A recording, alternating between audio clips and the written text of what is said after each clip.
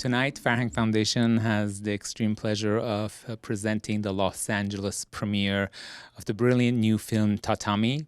It's a film that's been acclaimed by critics around the world, and it is the directorial debut of Zar Amir, who has co-directed the film with Academy Award winner Guy Nattiv. We are honored to have them both here tonight for the premiere, along with the film's producer and star, Jaime Newman. And we have the pleasure of having Tara Grammy moderate tonight's talk.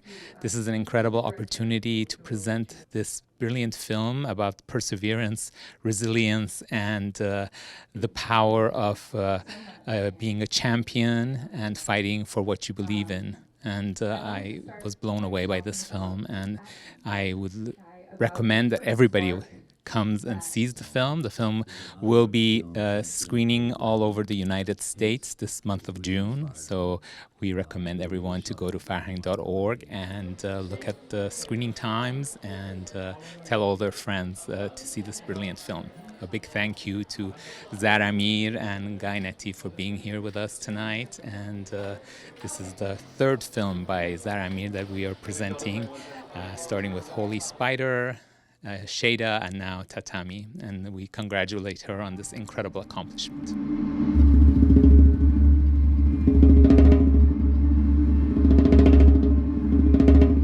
Tatami is about freedom. It's not only about Iran, it's about every regime that has this totalitarian, approach of repressing their people. It's also a homage to Iranian women that are struggling every single day, but they're so courageous, they're so powerful. So in 2019, there was a competition in Tokyo, the World Championship, and there was two judo fighters named, one was Saeed Moulai, who represent Iran, the other one was Sagim Mukid, who represent Israel. And Saeed Moulai just got threats when he started competing, and he had to they threatened him and told him to abort mission and injure himself. But he said he's not going to do that he's going to continue fighting. And he had what Layla had in the film. When we wrote the script, we wrote it as male protagonists, but then we saw more and more female athletes from Iran that went through the same thing. And the Masa Amini murder happened, and the Women Life Freedom movement, and we decided to change the protagonist into a female character because we don't see a lot of female characters in Iranian films as fighters, and it just landed in the right timing of everything.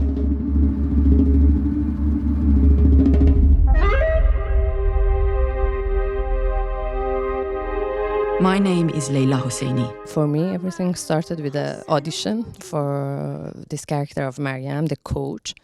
And then we met with Guy, and I had some concerns about the script and the character, and from the very beginning when I read the script, I just felt that this has to be the story of these two generations.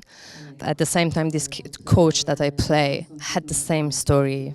She get into the same trouble 10 years before, and now these two generations against each other at the end.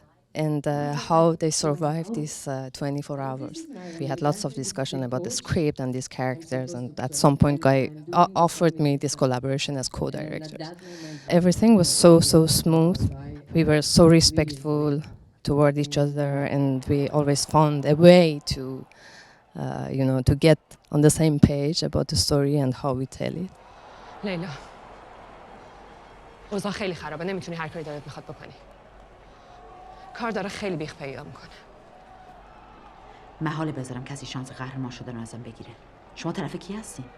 Black and white represent the black and white world that the women of Iran are waking up to. They cannot dress the way they want to dress. They cannot sing in the streets. They cannot go to football matches. They cannot live freely. And it's a world of yes and no. I obey or disobey, and we felt that this is the world that they're coming from. باز حرف خودش رو میزنه. اینا ولکن نیستن عزیز من. تماس پشت تماس. دیگه موضوع فقط طاهری و انجمن نیست. کار به دفتر ریاست جمهوری کشیده. من تا تهش میرم. با منی یا نه؟ تو چرا نمیفهمی؟ this collaboration already between us, and it's not only between Guy and Zar. We had an American team, Georgian team, Iranian team, and Israeli. The whole collaboration in this horrible world that we live today, of course, it is symbolic. It's a message of friendship. This collaboration is kind of, for me, it's kind of a mirror of what we see in the movie, this relationship between the coach and the judoka, because as we know, all these totalitarian regime, they know how to put people against each other, and this is how they survive. We can survive also by getting together, by respecting each other, by being open to each other. And this is what happened between us, and this is exactly what happens in the movie. ما اینجاییم از طرف ایران باید قوانین ایران رو رعایت کنیم. فکر می‌کنی من احمقم؟ نمیفهمم دارین چی کار می‌کنین؟ منظورت چیه؟ از ایران بهشون قول دادین اگه شانی ببره من میکشم کنار، نه؟ توهم زدی یا بهت میگم اینا امروز با من تماس گرفتن.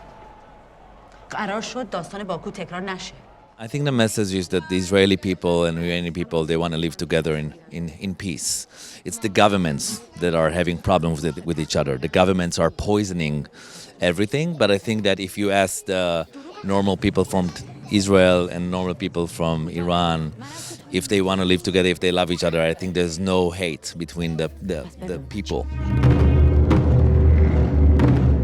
I live in a country whose laws do not allow me to compete freely. میدونی که دیگه هیچ وقت نمیتونیم برگردیم ایران. I think we are lucky to have such a place as Farhang Foundation. I myself, I had all my movies here. I had this support and I feel really grateful. And I don't know if there was no Farhang Foundation, how could I bring my movies here and meet everyone and have this opportunity to discuss my work, my art with not only Iranians, which is great. It is very important, and I think it's so challenging to have these kind of authentic foundations. عمرتون زیاد باشه.